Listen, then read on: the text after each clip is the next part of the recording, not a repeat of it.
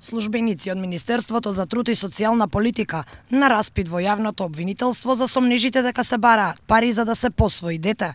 Јавното обвинителство води предистражна постапка отворена под допрен глас по тврдењата на скопјанката Кристина Кузманова дека и биле побарани 2000 евра во кеш за да го добие финалниот потпис и да стане законски старател. Случајот кој го истражува обвинителството е од 2013 година, а во рамки на предистражната постапка исказ треба да дадат сите лица споменати во документите на Кузманова. Потенцијалната посвоителка тврди дека детето ѝ било одземено, а таа била осудена на условна казна за семејно насилство, откако одбила да ги даде парите. Вчера на распит во обвинителството бил службеникот од Министерството, кој се водел како старател на детето кое Кузманова требало да го посвои.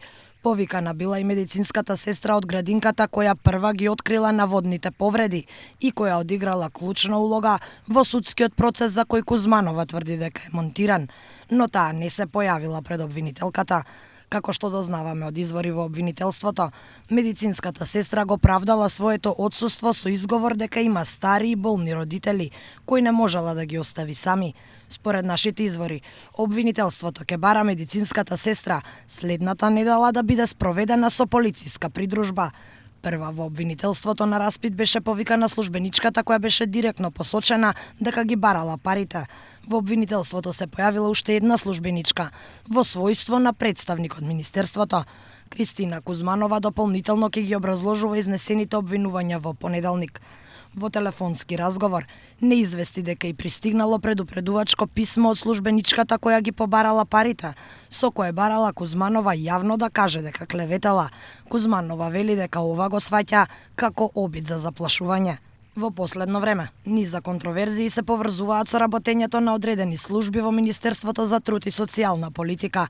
Народниот правобранител по сопствена иницијатива истражува каде завршуваат децата кои ги раѓаат малолетничките од социјалните центри.